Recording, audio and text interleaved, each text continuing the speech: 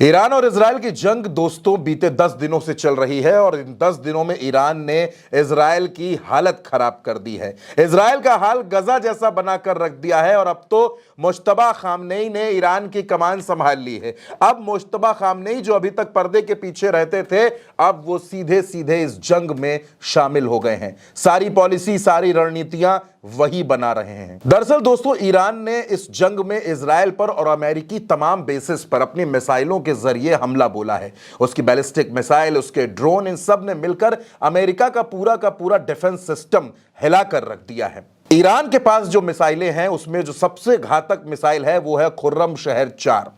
Khorramshahr 4 के साथ साथ ईरान के पास कई बैलिस्टिक मिसाइल्स भी हैं और इसके अलावा उसकी फतेह मिसाइल भी इजराइल और अमेरिका के तमाम बेसिस पर तहलका मचा रही है। ईरान और इजराइल की जंग के बीच में अली लारिजानी, जो ईरान में सिक्योरिटी के सेक्रेटरी हैं और एक बड़ा कमांड उनका सिक्योरिटी फोर्सेस पर है, उन्होंने यह दावा कर दिया कि अमेरिका के कई सैनिकों को हमने बंधक बनाकर रखा है।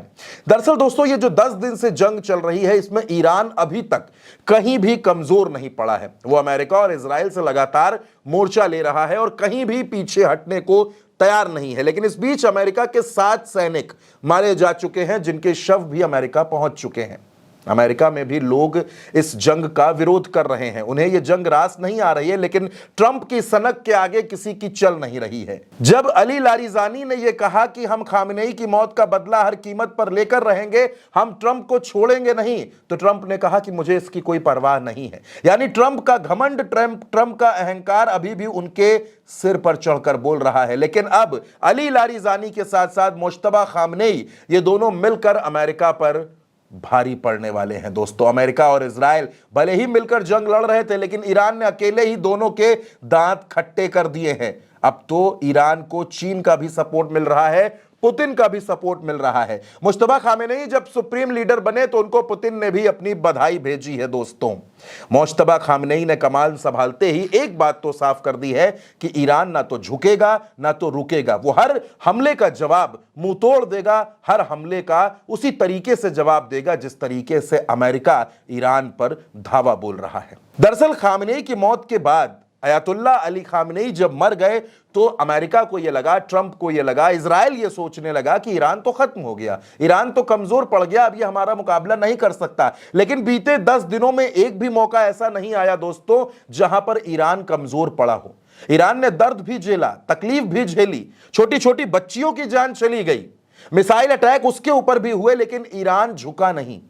चाहे कुवैत की बात कर लीजिए, कतर की बात कर लीजिए, ईरान ने अपनी मिसाइल्स के जरिए अमेरिका को हर जगह धूल चटाई है और तेल अवीव में तो तबाही मचा कर रख दी है। दोस्तों, दिन रात अमेरिका और ईरान की जंग लगातार जारी है। कच्चे तेल की कीमतें आसमान छू रही हैं, लेकिन ईरान इस जंग में मजबूती से खड़ा है। दोस्तों, वो ट्रंप जिनको यह गुमान है कि वो दुनिया के सबसे ताकतवर इंसान है, पावरफुल इंसान है, उनके सामने हर किसी को घुटने टेकने पड़ेंगे, लेकिन ईरान घुटने नहीं टेक रहा। और यही वजह है कि ट्रंप भी इस लड़ाई में पीछे हटने को तैयार नहीं है। ट्रंप को ऐसा लगता है कि वो ईरान को मिट्टी में मिला सकते हैं, ईरान को धूल चटा सकते हैं, लेकिन ऐसा हाल फिलहाल नजर नहीं आता दोस्तों, क्योंकि अमेरिका के जितने बेसिस थे उन सब पर लगभग ईरान ने अटैक किया है। डिफेंस सिस्टम को हिलाकर रख दिया है, कई डिफेंस सिस्टम तबाह कर दिए हैं और अमेरिका अभी भी अपनी सनक के चलते इस जंग में हाथ पांव मार रहा है। भले ही उसके अपने देश में इस जंग का विरोध हो रहा है,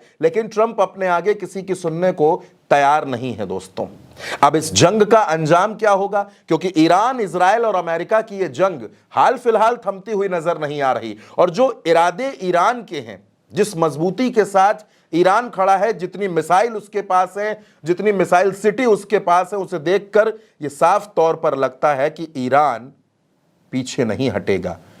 ईरान ने एक और बात साफ कह दी कि हम ये चाहते थे, क्योंकि हमने इस जंग की शुरुआत नहीं की, हम मजबूरी में इस जंग को लड़ रहे हैं, लेकिन अगर हम पर हमले होंगे तो बातचीत की कोई गुंजाइश नहीं है, किसी समझौते की कोई गुंजाइश नहीं है। जब तक हम पर हमले होते रहेंगे तब तक हम हमलों का मुंह तोड़ जवाब देंगे, उससे बढ़कर जवाब देंगे। अब ये जंग कहां जाकर थमेगी, कैसे थमेगी, ये आने वाला वक्त तय करेगा दोस्तों। लेकिन फिलहाल एक बात बिल्कुल साफ है कि ईरान इस जंग में भारी पड़ रहा है। अमेरिका और इजराइल को जिसकी उम्मीद नहीं थी वो इस जंग में हो रहा है। उल्टा चश्मा यूसी पर इस युद्ध की, इस जंग की कवरेज लगातार जारी है। आप हमारे साथ बने रहिए, जुड़े रहिए। नमस्कार।